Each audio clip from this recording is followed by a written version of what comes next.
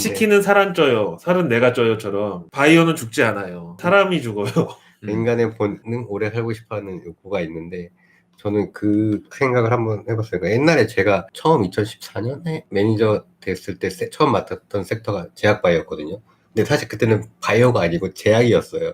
그래서 매일 일반 의약품을 또 얼마나 팔렸나, 전문 의약품을 어떻게 팔렸나. 제약주는 항상 방어주였고 경기 방어주였고. 근데 경기 방어주였는데 어느 날 갑자기 이게 이렇게 결국에 성장주로 판매약품의 라이센스아웃 그리고 막 그런 게 새로 일어나면서 우리나라도 이제 이런 게 되는구나. 그리고 그 이후에 바이오가 시세는 왔다 갔다 했지만 돌아보면 바이오 인덱스는 변동성이 컸지 올라왔거든요. 그 사이에 밑에 회사들도 라이센스 아웃을 하면서 커왔고. 그래서 저는 한국 바이오는 되게 좋게 보고 있고요. 그 왜 좋게 보냐고 하면은 예전에 최근에 반도체 기업 반도체 믹테이프를 검토하면서 그 대표님이 하신 말인데, 외국에 나가서 좋은 인재 다 데리고 오려고 나갔대요. 반도체 관련된 인재.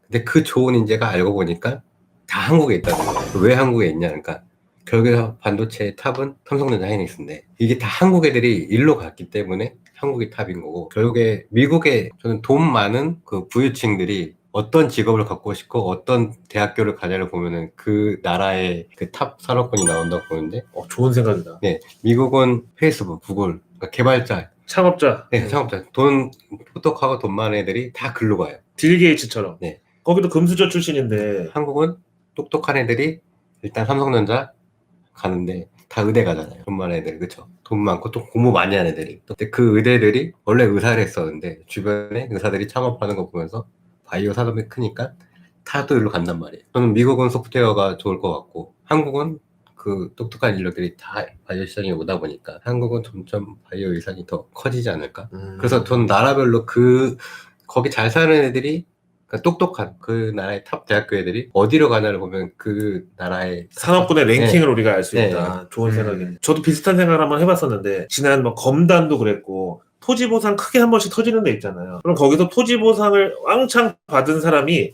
과연 그 토지 보상금으로 뭘 하느냐? 제일 많이 사는 게 부동산하고 주식. 그 다음에 많이 쓰는 게 자기 건강. 왜냐면 이제 돈도 많이 생기고 했는데 건강이 이로 끝이잖아요. 그러니까 자기 건강에 중요한, 필요한 뭐 진단 장비가 됐던 아니면 기초의약품이 됐던 건강에다가 돈을 그 다음으로 많이 써요. 부동산하고 주식은 재테크의 가장 기본이고 인간의 기본적인 생존 본능, 바이오. 그러니까 갑자기 생긴 돈을 사람이 쓰는 어떤 액수의 순위를 보면 역시 우리나라에서도 어떤 산업군이 얼만큼의 어떤 수급적으로만 봐도 진짜 그 나라에서 제일 똑똑한 인재들이 가장 지망하는 학교나 전공 순으로 보면 그 나라의 선호하는 업종과 산업군을 알 수가 있다는 얘기가 진짜 와닿네. 요즘 제약주는 어떠냐? 약대 나온 친구들 중에서 조금 본인이 미래지향적이면서 재테크에 관심 있는 친구들은 제약사를 갔어요. 요즘은 의대 나와서 아까 얘기한 대로 페이닥터로 들어가자니 암울하고, 그렇다고 닥터론 땡겨가지고 개원하자니 리스크가 너무 크고, 이런 친구들 중에서 바이오 업종에 의대 졸업한 친구들이 요즘 많다고 그래요. 일단 신라젠이 그렇잖아요. 실제로 그 투자 VC 운용사들이나 자산운용사에도 실제로 바이오나 제약, 신약 분야를 전문으로 또 하는 운용사나 VC들도 많고, 그 안에 이제 약학대학원이나 의학대학원 출신 분들도 굉장히 많아요, 요즘. 강남의 유명 성형외과, 거의 막 강남에 건물 갖고 그렇게 대형화된 중견 기업급의 그런 데가 이제 다 상장사를 인수하거나 우회 상장을 노리는 경우가 굉장히 요즘 많아졌잖아요. 네. 그러니까 결국은 의학이나 의대, 그 다음에 투자나 어떤 투신권하고는 서로 분야는 다르지만 어떤 지향하는 바나 어떤 목표점이 비슷하지 않나. 본인의 가치를 좀 올리고, 그 다음에 부가가치 창출을 통해서 본업 외에 어떤 플러스 알파를 얻고 싶은 그런 분들이 많이 가는 곳이 결국은 의대하고 금융권이 아닌가. 근데 그 둘이 결합을 하면 또 큰 시너지가 날 수도 있고, 신라젠처럼 이제 잡음이 날 수도 있고. 제약 바이오가 이제 쉽게 이해하기 어려운 분야다 보니까 아는 사람들이 엄청나게 앞서 있는 거죠, 정보에는. 좀 공부해보고 이제 탐구를 해보면은 남들보다 조금 유리한 고지를 얻을 수 있는 분야가 제약 바이오 분야 아닌가. 그럼 이제 코로나 얘기를 마지막으로 해야 되는데, 더 이상 코로나 이전 시대로 돌아갈 수 없다. 이건 이게 우리가 어디까지나 좀 인정을 할 수밖에 없는 명제죠. 저는 그렇다고. 그러니까 그 이전에 반짝하고 떴던 무슨 공연, 문화, 여행 이런 거 사실은 그 전까지 회복하기에는 얼마가 걸릴지 모른다고 저는 생각해요. 그러면 지금 다시 생활적 거리두기에서 사회적 거리두기로 복귀하려고 더 방역과 어떤 차단을 수위를 다시 올리려고 지금 하고 있는 상황에서 코로나 수혜주가 일단 첫 단계에서 봤을 때는 사회적 거리두기를 무조건 언택트, 그 중에서도 원격 뭐 이런 거 들어가는 업종들 있죠. 결국은 다 IT하고 뭐 ICT 뭐 이런 거잖아요. 그럼 이제 만약에 두 번째 팬데믹이 온다고 생각할 것 같으면 어떤 업종과 어떤 기업에 이것도 자칫 잘못하면 1차 팬데믹 때 가는 애들만 갔고 못 가는 애들을 못 갔으니까 2차 팬데믹에는 못 갔던 애들이 올라올 거야 라고 생각할 건지, 아니면 이미 한동현 PB께서 얘기하신 대로 1차 때 봤잖아. 김재호 PB도 메르스 때 어떤 그 경험을 케이스스터디 삼아서 투자를 했는데 500% 수익률을 냈다고 한 것처럼, 그럼 2차 팬데믹이 왔을 때 결국은 1차 팬데믹 종목이 또 갈 건지, 아니면 그때 갈 것처럼 하다가 못 갔던 무슨 삼성전자, 현대차 이런 데가 이번에 한번 갈 건지. 저는 이미 다 이제 조금 약간 좀 답정 스타일인데 이미 답을 내줬기 때문에 2, 3차 팬데믹이 오더라도 똑같다. 더 강화될 거다. 오르면 더 올랐다. 네. 두 번째 경험이기 때문에 학습 효과가 더 크다. 네. 돈은 더 많아졌고요. 1차 팬데믹 전에는 돈이 이렇게 없었잖아요. 겪고 나서 사후적으로 돈이 많이 풀린 거잖아요. 제로금리가. 뭐 부동자금 1000조 막 이렇다고 하는데 미국도 마찬가지고. 방황하고 있다가도 2차 팬데믹 와서 주가 다 내려오면 뭐부터 고를 거냐. 될 놈 될 고르겠죠. 그럼 미국에서도 똑같이 네, 미국 70주들 네, 똑같습니다. 팽 더하기 엔비디아. 네. 그래서 지금 버크셔 해서웨이가 버핏이 잘못했다는 게 아니라 세상이 바뀌어버렸기 때문에 지금 혹독한 그 판단을 받고 있잖아요. 우리 김재호 PB는 어떻게 보세요?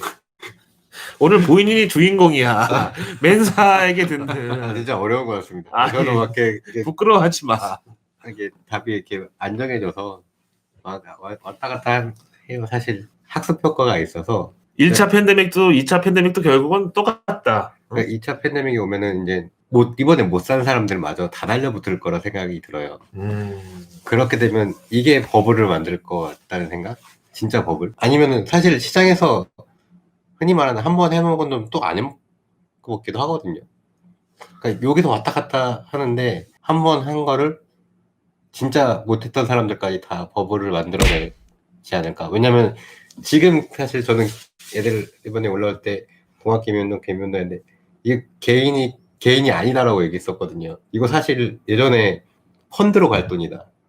이거 원래 기반 돈이다. 근데 요즘 다 직접 투자 문화로 바뀌었으니까 개인의 투자 주체별로 찍혔을 뿐 이 자금은 사실 법인으로 봐도 된다. 기관으로 봐야 된다. 그렇죠. 옛날에는 미래에셋, 인사이트 펀드, 디스커버리 펀드로 다 들어갈 돈인데 지금은 모바일 너무 편해졌으니까 안 가고 직접 하는 돈이다. 사실 이거 다 예전 같으면 기관 수급으로 찍혔어야 될 돈들인데 그러면 이번에는 전에 못 들어간 사람들 이번에라도 들어가야 된다 라고 해서 왕창 달려들어서 버블이 형성된다고 했잖아요. 근데 네. 우리는 항상 버블 그러면 언젠가 꺼질 수밖에 없는 어떤 운명을 생각하는데, 그렇죠. 1차 팬데믹 때 들어갔던 분들은 2차 팬데믹에 손바꿈이 일어날 때 그분들한테 주식을 털고 나와야지 현명한 건가요? 버블 먹고 나와야죠. 2차에 들어간 사람도 같이 먹어야죠. 누가 사실 근데 그 버블이라는 게 참... 누가 받아줄까요? 2차 어려워. 버블의 수급을 누가 받아줄까? 매물을. 근데 아직은 시장에서 시장이 오르기만 하면 빠진다고 얘기하는 버블이라는 얘기가 많이 나오잖아요. 사실 버블, 정말 진정한 버블은 다 긍정론자여야 돼요. 주식 간다. 절대 빠질 거라고 생각 안 하고. 근데 지금 조금이라도 뭐 예를 들어서 뭐 대선이 어떻게 되네. 2차 팬데믹이 오네 마네. 진짜 버블은 2차, 3차, 4차, 5차, 10차까지 온다고 하더라도 시장은 갈 거야 라고 얘기할 때가 진짜 버블. 그냥 휴먼 그 인덱스로 보면. 근데 지금은 말이야. 경계심도 되게 많고. 맞는 말이야. 경계심이 있을 때 사실 지금 대중의 심리들이 시장 좀 빠졌으면 좋겠다 생각하잖아요. 못 샀으니까 좀 빠지면 사야겠다. 이런 심리가 더 강하잖아요. 그럴 때 저는 이제 버블은 아니다. 네. 옛날에 바이오 버블, 처화정 버블. 사실 버블에 랠리라고 사실 끌어올리는 사람들이 다 있었으니까. 근데 당시를 보면은 진짜 무서웠어요. 그러니까 못 산 게 너무 무서웠어요. 이거 못 쫓아가고 맨날 펀드 뒤처지고. 근데 지금은 그런 느낌까지는 안 들어서. 그쵸. 그때 차화정 랠리 때는 진짜 네. 어마어마했어요. 자고 네. 일어나면 그냥 막 근데도 못 샀죠, 사실. 근데 자동차, 화학, 네. 정유 네. 세 개 묶어서 차화정이라고 하고요. 그때 이제 미래에셋 자산운용에서 차화정 테마를 일으켜서 다른 운용사와 또 개인 투자자분들 다 따라붙었던 그 유명 테마였습니다. 결과는 현대차 10년 차트를 보시면 나와 있습니다. 그때 느낌? 바이오 버블 느낌? 뭐그 정도까지는 아니다 아직. 제 느낌은 아닌 것 같아요. 질문 몇 가지 받아보고 무슨 소리냐 근데? 맞아, 재빙. 제빙기에서 얼음 나오는 소리. 스님도 HTS 함. 모의 투자겠죠. 무소유로. 스님이시니까. 확실히 어떤 어항 속 매기 효과로 우리 멘사 회원 같이 들어오니까 우리도 약간 발상의 전환도 많이 하게 되고 네. 관점을 다양하게 넓힐 수 있는 좋은 계기가 됐어요. 평소에 대화 안 하거든요. 오늘 대화를 제일 많이 했어요. 자, 오늘도 긴 시간 시청해 주셔서 고맙습니다. 네, 감사합니다. 감사합니다. 와. 이거 해야 돼, 이거. 와. 씨. 네, 고생하셨습니다. 잘했습니다. 네.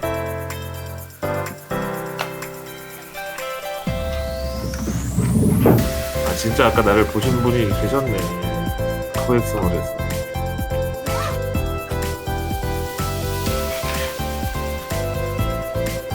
자, 나가시기 전에 채팅창 나가기 누르기 전에 좋아요 한 번씩 누르고 나가주시면 고맙겠습니다.